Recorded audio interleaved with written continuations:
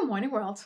I am Judy, your web based therapist, making therapy accessible and convenient for our clients in Florida and New York, and of course, sharing information worldwide. Today, I want to talk about 5 ways that organizations can go right when it comes to diversity and inclusion. We've talked about different things that have happened, and we know the last few months have been very difficult. And a lot of organizations have come out and stated that they want to be part of the change, that they want to do something. But we know one of the complaints we often hear is that organizations say they don't know what to do, they don't know what to do, or they don't know how to go about it. So today we're talking about 5 ways that organizations can go right when it comes to diversity and inclusion. But before we jump in, I want to take a quick moment and say if you are subscribed, thank you so very much for being a subscriber.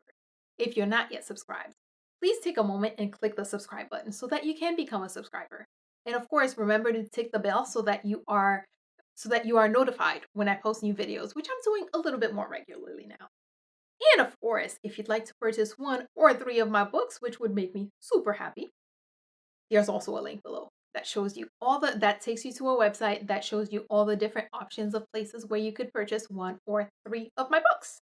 Okay, let's get back to work. First, make it clear that inclusion and diversity are a part of the organizational culture. It's not just something you do, it's a part of the culture. That means that diversity and inclusion are thought of in everything that the organization does. It's not just we are doing this and then as an afterthought, we consider diversity, we consider inclusion. No, everything we do has to be inclusive. It's not about going out and recruiting a bunch of Black people, a bunch of other minorities, and then having them be part of your organization and asking them to conform to whatever it means to be part of your organization. Once you have taken the step of recruiting for diversity and ensuring that your organization there is diversity in the organization, it's important that we're making sure that these people are feeling welcome.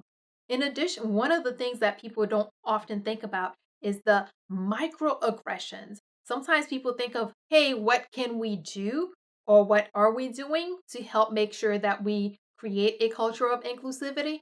But we don't always remember to think of, hey, what is happening that is creating a culture of isolation or a culture of exclusion? So making sure that these microaggressions are not happening in the workplace. And when people report them, making sure that they're being addressed, making sure that people are not being made to feel like an outsider, are not being made to feel like an other, are not being asked to conform or change or stop being, because so often it happens, and now more often, even more, because now we've gotten to the point where we're even having legislation about being able to wear our hair the way it grows out of our head. Yes, it's that bad. So making sure that those little things, those microaggressions, those passive aggressive behaviors that are often directed at people of color, especially that are often directed at Black people, making sure that those things are not happening, and making sure that when you're thinking of the company picnic, that you think diversity, that when you're thinking of the healthcare that you're providing, that you're thinking diversity. When every time a decision regarding the company is being made, we think diversity. Two, using blind and standardized screening and hiring practices. It's been talked about the work. Many people are now aware of the fact that people of color and Black people in particular don't have the same chances of getting hired as everyone else. That a Black person with a clean record, the high education, may not have may have a lower chance of getting hired than a white person who does not have the same education, who does not have the same clean record. So we know that those things exist. But one of the reasons that they exist is because people have personal biases that can come in even before the person gets to an interview. Sometimes looking at a person's name, a judgment, a decision, a thought has already been made that excludes that person from the list of candidates. Using blind and standardized practices will reduce the impact that people's personal biases have on hiring. If you're using a blind screening practice, meaning that every resume that comes in is assigned a number, and when they're being reviewed by resume number 8642 as opposed to this person's resume. So now that person has a better chance of their resume being judged, or um their qualifications being judged based on their history, based on their education, based on their experience, as opposed to what this person thinks that this person with this name is. And of course, using the standardized practices again helps to level the field. When a college degree, 4-year degree gets 4 points, graduate degrees get 6 points. This means that every person who comes with a graduate degree is going to get 6 points. Every person who comes with an undergraduate degree is going to get 4 points. And there's less room for that subjective um qualifying, subjective picking that often happens based on people's preferences, people's comfort levels. Now it helps even the field. Everyone have a closer, better shot at being equal. 3, being proactive instead of reactive. Many organizations have been very reactive when it comes to diversity and inclusion. They don't do it, it's not something they think about until something goes wrong, until something is happening. Instead of waiting for something to happen, instead of waiting for something to go wrong, be more proactive. Because by the time something goes wrong, the company is already in hot water and has to deal with whatever the chaos is that's out there. But the other thing is, someone, a community, people have been hurt. It's it's usually not just, hey, company's in hot water. Somebody is hurt. Somebody is emotionally affected, impacted by a behavior before the whole hot water comes in. Taking proactive measures help reduce the likelihood that you're going to hurt other people. You're going to hurt people. Yes, it does help reduce the risk of you getting in hot water, but it makes things better. It's a way to be a better neighbor. It's a way to be a good neighbor. It's a way to be an inclusive neighbor in the communities that you exist. It's a way to make sure that you're you're participating fully, that you're participating positively, and that you're not harming, that you're not hurting people. It's being proactive. This means doing things like having discussions about diversity, taking the time to have that cultural competency training. I know I talk about it, but having a cultural competency training is one of the best, most things, or one of the easiest things that organizations can do.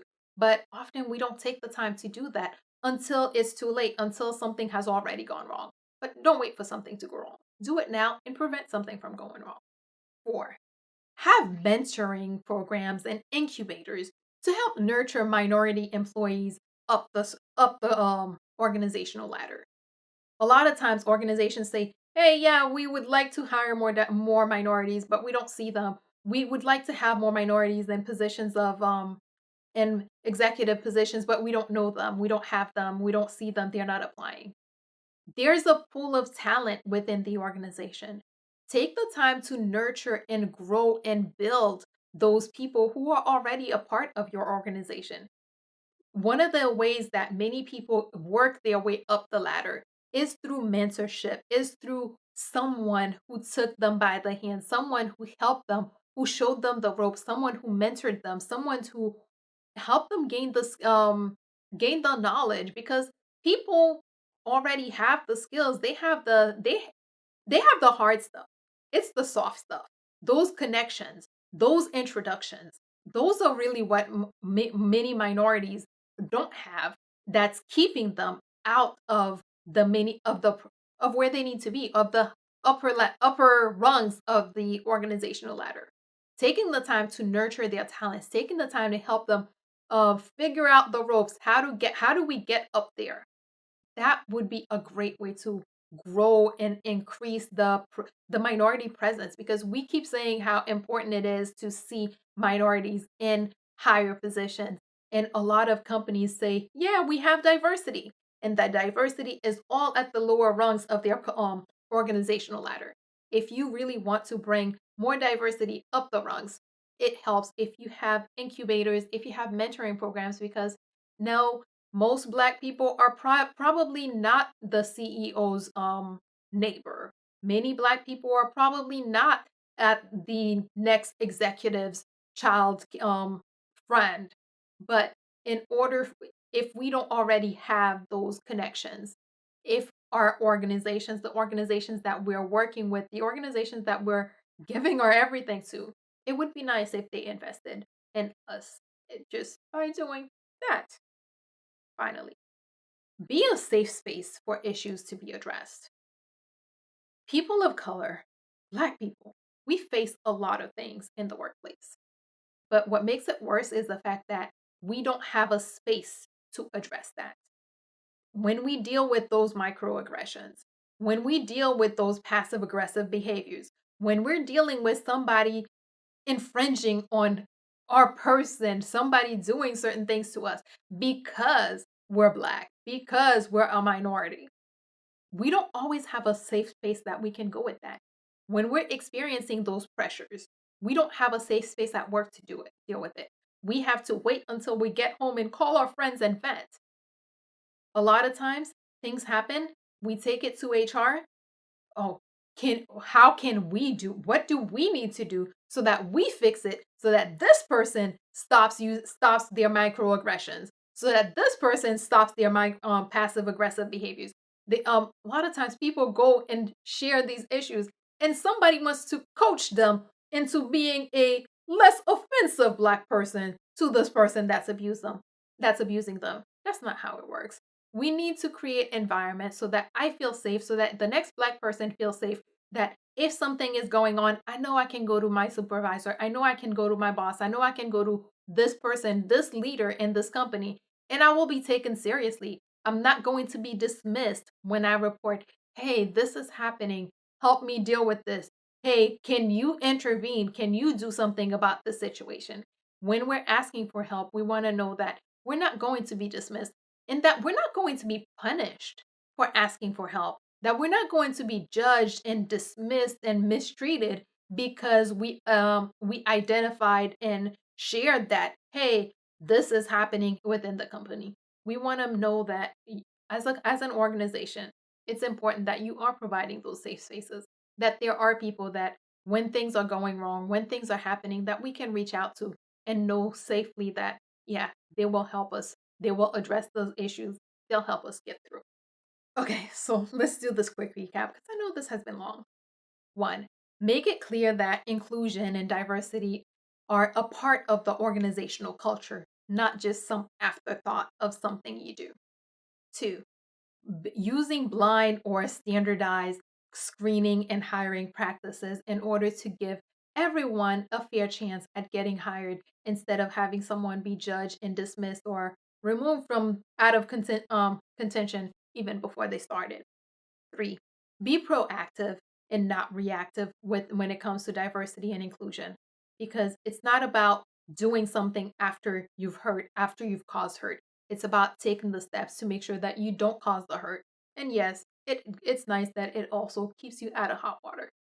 Four, have mentoring and incubator programs to help nurture minority employees up the organizational ladder. The talent is there, the skills are there, the people are there, but sometimes they don't have the access. And it's if organizations that they're investing in could also invest that in them, there would be, you wouldn't have to worry about, hey, I couldn't find minorities because they're already in your company.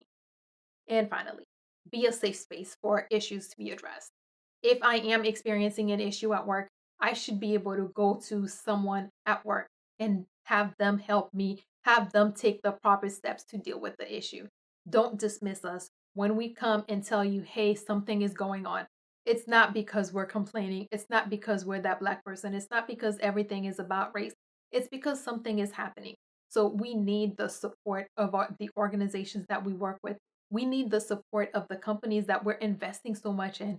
We need them to invest in us, to care about us, and create safe spaces so that when things are going on, we have somewhere that we can go. As always, if you or someone you know happens to be going through something that's more than you can handle, please remember that there are professionals like myself who are available, able, and willing to help. and are even providing remote services to assist. So please figure out who those people are in your community so that if you need the help, you can reach out and get the help that you need. And that is all we have for today. Good morning, world. Have an awesome day.